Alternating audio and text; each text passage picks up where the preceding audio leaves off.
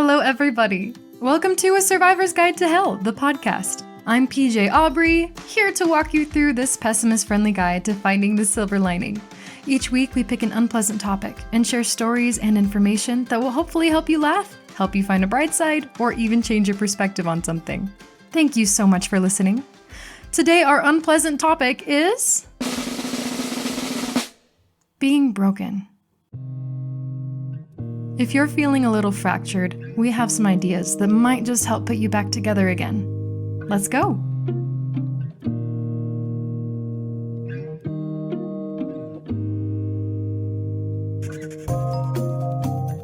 In 15th century China, a shogun dropped his teacup. It broke, of course. That was unfortunate. It was his favorite teacup. What he did with the shattered pieces has inspired millions, even to this day. Why? Because being broken is something we can all relate to. It's something we've all felt in one way or another. Broken is a profound word. Broken, shattered, fractured, split apart. They're all terms that we reserve for the moments when life itself seems to have turned on us. Then again, being broken often doesn't turn out like we think it will. Sometimes things aren't quite as bad as they seem. But when they are, and they often are, life has the most interesting way of helping us repair ourselves. Prepare to meet some special guests in episode 1 of this 2-part topic. First, we'll cover the stories of Pat Broderick and an unnamed bargain hunter, 2 men who discovered that being broken wasn't always as bad as it may seem. Then we'll sit down with Céline Santini, TedX speaker, author of Kintsugi, The Art of Resilience, and an expert on the beauty of being broken. Céline will tell us the fate of that Japanese shogun's teacup and what it means for you when you are broken. Are you ready to dive into the cracks? Act 1. When being broken is better than you think. Story 1. Pat Broderick, the Virgin Mary, and the scariest handshake ever. Our first story takes us overseas, right in the fanny pack of an American tourist named Pat Broderick. Poor Pat may go down in history as the archetypal American tourist, slightly clumsy, and a little too flippant in the presence of brilliance. In the summer of 2013, he visited Florence, Italy, one of the world's most beloved centers of art and history. He chose to attend a museum and found himself inspecting a statue that dated back to the 14th or 15th century and was thought to depict the Virgin Mary. Good old Pat, a 55-year-old man from Missouri, held his fingers up to the Virgin's outstretched hand, presumably to compare the sizes. Maybe he was having a spiritual encounter. Or maybe he was just a goofball breaking the #1 rule of museums everywhere. Don't touch stuff. When his hand brushed the Virgin's fingers, that rule wasn't the only thing he broke. I can only imagine Pat's horror. The sensation of organs switching places inside him when his touch broke off the revered saint's 600-year-old pinky. Dang it. Pat was arrested, imprisoned, and threatened with enormous fines by a team of angry Italians. But despite his jaw-dropping mistake, Pat was released without having to pay a cent. How did he pull this off? Well, he didn't do much of anything, besides, of course, break that pinky. Authorities revealed that many of the sculptures in the museum were plaster replicas. The real masterpieces are locked away, safe from curious little Americans like our friend Pat. That means the Virgin Mary's finger wasn't the Virgin Mary's finger, just a plaster phalange that could be replaced. Depending on the source, Pat's story varies a little. Ultimately, the details are the same. Pat broke the hand of the most venerated saint in the world, and he did it in a prestigious art museum. Still, Pat walked away without punishment. Maybe Mary was looking out for him. Story 2. John Bartlam's $20 broken teapot. The main character of this true story has traveled around the internet without a name. This nameless man entered the limelight by spending $20 on a broken teapot. The teapot is a pretty thing, pearly white with blue artistry so typical of porcelain dishes. A palm bows over a pair of South Carolinian birds. A swath of rich blue flowers garnishes the spout. It's quaint, charming even. But it's missing a lid, and there's a conspicuous crack on the handle where it had been broken and glued back together. I'm surprised someone dropped $20 on it, to be honest. However, it would turn out to be the best $20 that bidder had ever spent. This teapot was a John Bartlam. And just in case you're not a porcelain history buff, here's a hint. John Bartlam was the first to manufacture porcelain in the country. He was a highly regarded artisan, and his broken teapot was one of the first porcelain pieces to ever debut in what would become the United States of America. No one knew that this particular John Bartlam even existed until that man spent $20 on it and had someone give it a second look. If it hadn't been for that internet bid, it probably would have ended up in a trash bin, the sellers told the New York Times. The teapot sold at auction for a heart-stuttering $806,000. Yes, that's almost $1 million. If broken porcelain with a missing piece can fetch such a price, imagine how much a human being must be worth, even if they feel like they're missing some pieces, even after life has riddled them with fractures and with cracks.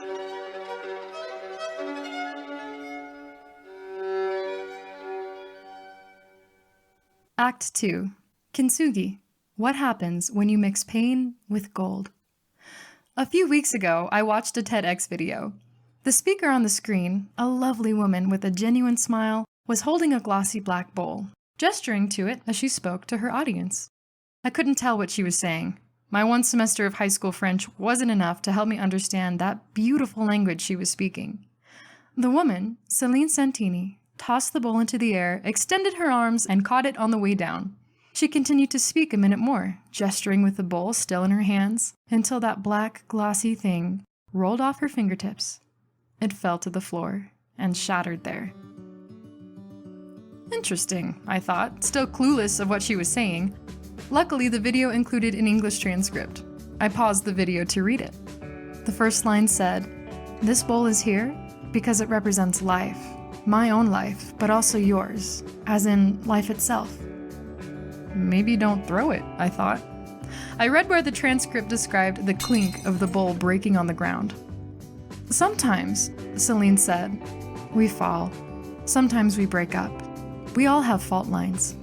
I will talk to you about pain and suffering, but also about repair and resilience. As I continued to read Céline's transcript, I learned more about her topic, a Japanese art called Kintsugi that dealt with broken objects, and that Céline considered a metaphor for our lives.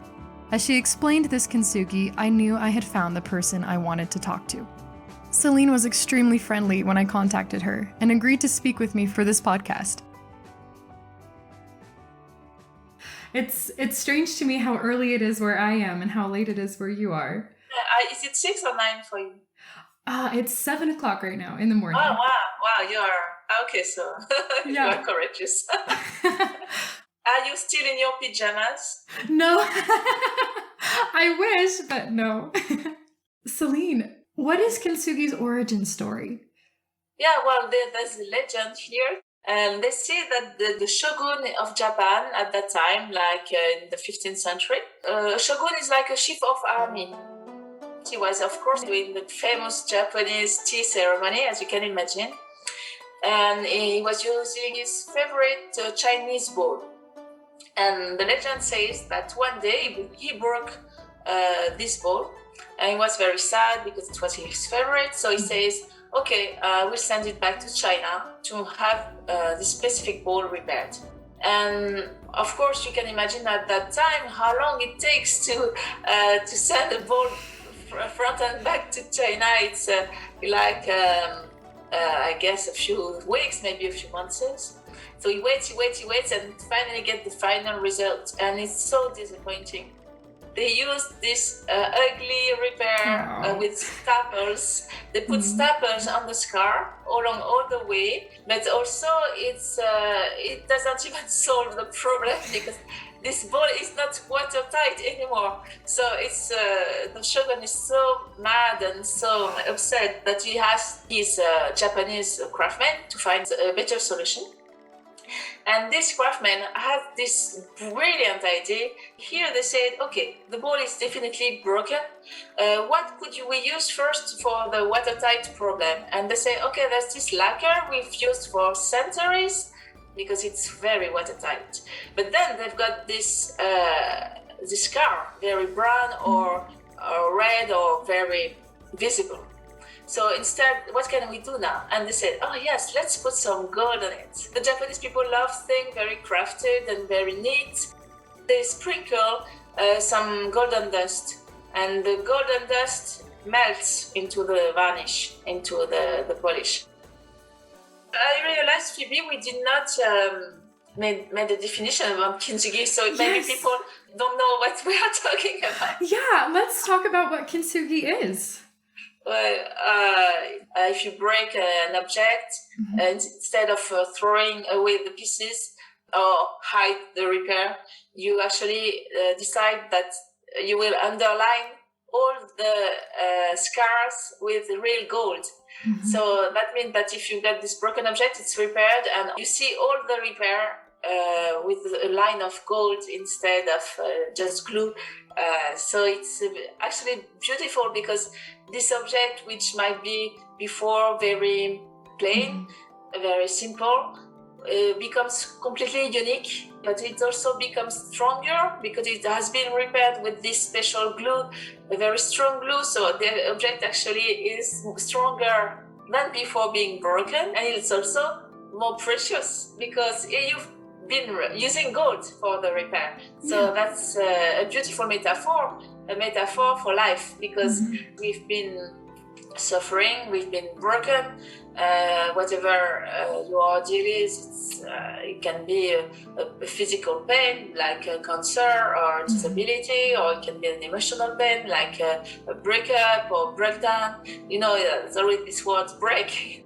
And you can be like a living Kintsugi. Instead of hiding your scars, you can display them to the world and say, yes, I've been broken, but look how beautiful and unique and more precious I am now, because I have survived and I'm stronger now.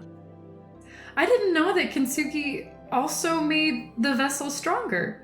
That's surprising. Yes, it's less known, but it's not as quick as super glue or epoxy glue that we use nowadays, because it takes like maybe 8 to 10 days to set. But once it's set, it's so strong. It's actually very powerful.